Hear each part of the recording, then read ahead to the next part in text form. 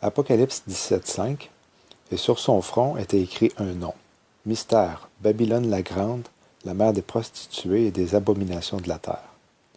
Le Nouveau Catéchisme universel déclare que toute la liturgie de son Église est un mystère et que son but soit d'initier les âmes dans ce mystère. Cette mère en a mis plusieurs au monde. Elle pourvoit et prend soin de bien éduquer ses enfants et de leur transmettre leur même valeur qu'elle, c'est-à-dire l'immoralité. Elle est, selon la définition en grec du mot prostituée, dans le verset, Rome, le siège principal de l'idolâtrie. Le mot Babylone se doit, quant à lui, d'être expliqué en détail, car c'est le nom que Dieu a choisi de lui donner. Les noms personnels sont déterminants pour une personne. Ève, par exemple, veut dire « qui donne la vie et l'aide ». Daniel, pour sa part, est « jugement de Dieu ». Le nom Babylone tire son origine de Babel, dans Genèse au chapitre 10. La tour de Babel a été le premier système religieux qui allait à l'encontre de la volonté de Dieu. Elle représentait l'accès au ciel par les œuvres. Elle a été le premier ordre mondial avec une religion et un gouvernement. Genèse 11.4. Et ils dirent, « Allons, bâtissons-nous une ville et une tour, dont le sommet puisse atteindre jusqu'au ciel, et faisons-nous un nom, de peur que nous ne soyons dispersés sur la surface de toute la terre. » Nimrod était l'arrière-petit-fils de Noé, et le nom de son père était Cush. Genèse 10, 8 à 10. Et Cush engendra Nimrod, il commença à être puissant sur la terre. Il fut un puissant chasseur devant le Seigneur. C'est pourquoi on dit, comme Nimrod, le puissant chasseur devant le Seigneur. Et le commencement de son royaume fut Babel. Le mot « devant » en hébreu signifie « contre ». Le nom de Nimrod, lui, vient du mot « rebelle ». Ces lois décrétaient que les Babyloniens ne devaient pas considérer le Dieu de Noé comme leur dirigeant. Une des machinations de Nimrod pour garder les gens sous son gouvernement a été de construire une tour si gigantesque qu'elle exciterait la crainte et l'émerveillement de chacun.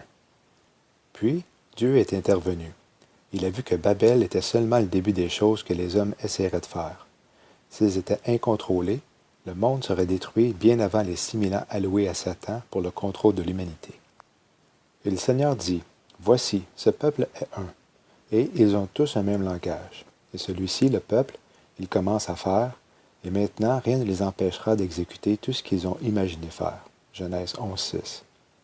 Avec les années, Nimrod a construit d'autres villes sur les plaines de Shinar, en Babylonie. Il a étendu son royaume en Assyrie. Les fils de Cush, son père et ses frères, ont voyagé dans les continents de l'Asie et de l'Europe, et même jusqu'en Égypte et en Éthiopie, dans le continent de l'Afrique.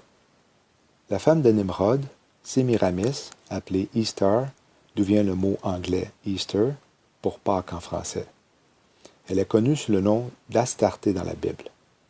Étant à la fois Vénus et la Lune, elle est considérée tour à tour comme une déesse vierge et une déesse mère. Quand son mari est décédé, elle est prétendument devenue la dirigeante de son royaume. Mais étant donné que beaucoup de ses sujets croyaient que Nimrod n'était pas l'être divin qu'il revendiquait être, Sémiramis a eu peur de perdre le contrôle sur eux. elle savait qu'elle devait penser à quelque chose qui semblerait être un grand miracle, quelque chose qui remplirait les gens de crainte et leur montrerait que Nimrod était vraiment un dieu. Quelque temps après la mort de Nimrod, Sémiramis a donné naissance à un bébé garçon. Son nom était Tammuz. Elle a propagé la nouvelle que le bébé n'avait pas de père humain, mais qu'il avait été conçu par un rayon magique de lumière du grand Dieu Soleil. On disait qu'il était venu pour restaurer le gouvernement de son père. Tammuz aurait été vu comme la résurrection de Nimrod, le Dieu Fils. Ézéchiel 8, 14 et 15. Puis, il me mena à l'entrée de la porte de la maison du Seigneur, qui est vers le nord, et voici, il y avait là des femmes assises pleurant Tammuz. Puis il me dit, as-tu vu cela, ô fils d'homme? Tourne-toi encore, et tu verras de plus grandes abominations que celles-là. Ce mensonge épouvantable était probablement difficile à croire pour certains. Néanmoins, la reine a réussi à garder le contrôle du royaume. De plus, par ses efforts, Sémiramis a commencé à être adorée comme une mère Dieu. Elle était aussi connue comme la Mère Vierge et la Reine du Ciel. Elle a été la première dirigeante religieuse du monde. Le culte qui l'a suivie était le culte de Cybèle, comme la déesse mère au Moyen-Orient.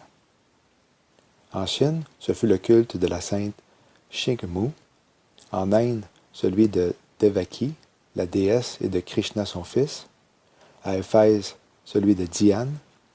Et Égypte avait son culte d'Isis, la mère, d'Horus, son fils, avec le père Osiris. Tout cela a vu le jour il y a plus de 4000 ans. Cela a été le début comme tel de diverses religions païennes, et son effet a été si grand au cours des siècles que même aujourd'hui, beaucoup de personnes adorent une reine du ciel, bien qu'il n'y ait jamais eu de telle personne. Satan a travaillé d'une façon si astucieuse que ces anciens symboles d'adoration des idoles, ces dates, ces coutumes, ces idées et ces traditions ont tous été mêlés dans la façon dont la plupart des personnes adorent aujourd'hui. Dieu nous dit dans les Écritures de ne pas apprendre les coutumes des adorateurs d'idoles. Beaucoup de dirigeants religieux nous disent qu'il serait païen de ne pas observer le 25 décembre comme un jour férié. Cette date a été célébrée par ces anciens païens comme le jour de la naissance de Tammuz, l'enfant de la Mère du Ciel, associé à Nimrod et au Dieu Soleil. Sémiramis et ses disciples ont soi-disant affirmé que durant la nuit du 25 décembre, un conifère a poussé d'une souche morte à Babylone et que Nimrod retournait secrètement à la même époque, à chaque année, pour laisser ses cadeaux sur l'arbre. Ça a été le commencement réel de ce qui est maintenant célébré comme Noël. Un autre temps observé par les festivals religieux mondiaux est celui de la naissance de Sémiramis ou Istar. Elle a faussement revendiqué d'avoir vécu comme un esprit avant le déluge et d'être descendue du ciel dans un œuf énorme déposé dans la rivière Euphrate. La déesse dans l'œuf d'Istar, que l'on associe à Easter, qui en français est Pâques, n'était personne d'autre que Sémiramis sous un autre nom. La Pâque de Lévitique 23 est une des 7 fêtes que Dieu veut que nous observions car elle représente le sacrifice de Jésus à la croix. Tandis que le dimanche de Pâques est entièrement païen.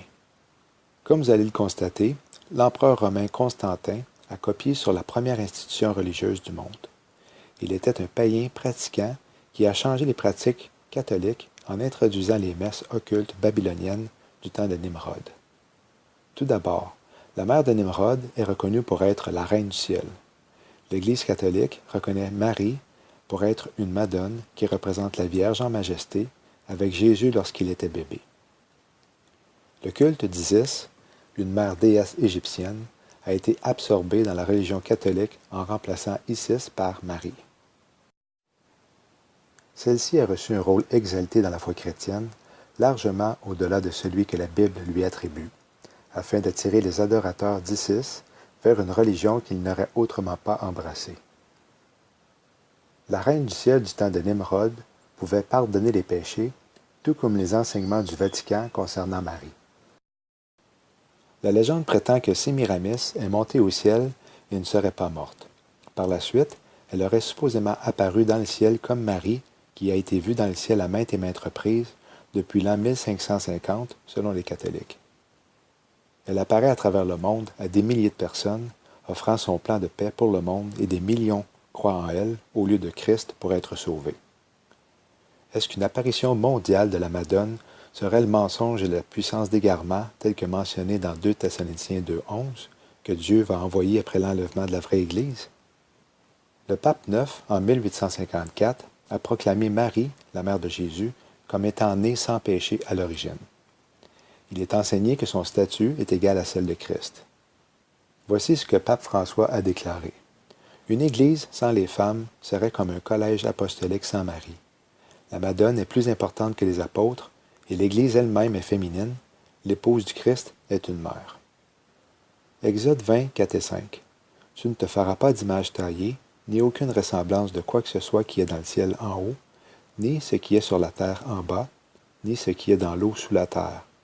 Tu ne t'inclineras pas devant elles, et tu ne les serviras pas, car moi, le Seigneur ton Dieu, suis un Dieu jaloux, visitant l'iniquité des pères sur les enfants, jusqu'à la 3e et à la 4e génération de ceux qui me haïssent. Pourtant Dieu les avait avertis. Ésaïe 45, 16. Ils auront honte et seront aussi tous confus, ils s'en iront ensemble, avec confusion, les fabricants d'idoles. La religion catholique a supprimé le 2e commandement et séparé le 10e en deux. À partir du 2e, ils sont toujours un commandement en avance de la Bible. Finalement, au 10e, ils le séparent en deux et font de lui les 9e et 10e commandements. Les saints forment l'Église triomphante et intercèdent auprès de Dieu pour les hommes d'ici-bas et pour les défunts au purgatoire. C'est la communion des saints. La Bible est claire qu'il n'y a qu'un seul médiateur entre Dieu et les hommes, l'homme Jésus-Christ. 1 Timothée 2,5. Le Vatican enseigne d'élever Marie parce que l'image représente un mouton mort à l'envers. Sachez discerner les yeux, le nez et la langue sortie. Ésaïe 29, 15 et 16. Malheur à ceux qui veulent aller plus loin que l'Éternel pour cacher leurs conseils et dont les œuvres sont dans les ténèbres et qui disent « Qui nous voit et qui nous aperçoit? Ce que vous renversez ne sera-t-il pas réputé comme l'argile d'un potier? Même l'ouvrage, dira-t-il de celui qui l'a fait, il ne m'a point fait, et la chose formée, dira-t-elle de celui qui l'a formée, il n'y entendait rien? » Le rosaire est étroitement associé à la prière à Marie, une chaîne de 15 séries de petites perles délimitées par une grosse perle. Les extrémités de la chaîne sont reliées par une médaille avec une empreinte de Marie, à partir de laquelle prend une courte chaîne avec un crucifix à la fin. L'utilisation de compteurs de prière ou le rosaire est une coutume presque universelle dans les régions païennes. De Ninève jusqu'à l'Inde et la Chine, des perles ont été utilisées dans le cadre des cultes. Les catholiques offrent des prières, brûlent des bougies et ont des statues de Marie qui sont entrées directement à partir de leur homologue païen. Comme Sémiramis représentait la lune, un croissant de lune est observé au pied de Marie. Comme sur cette ancienne stèle funéraire, la lune est en dessous du soleil. Le soleil représentait Nimrod, le Sun God en anglais, qui en français est Fils de Dieu.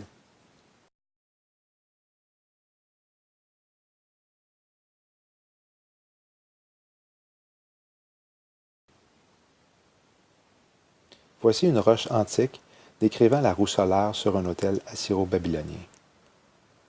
Que dire de cette représentation de Madonna tenant le symbole de la puissance de la fertilité solaire sur une peinture catholique romaine?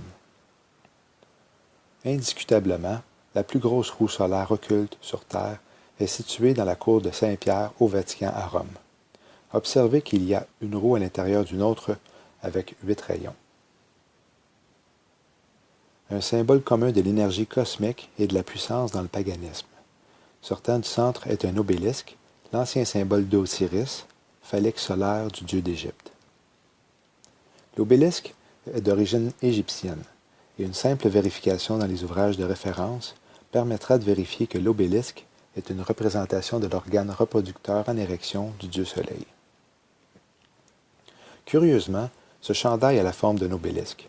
C'est la promotion d'un événement qui va se produire le 16 janvier avec comme hôte le pape François.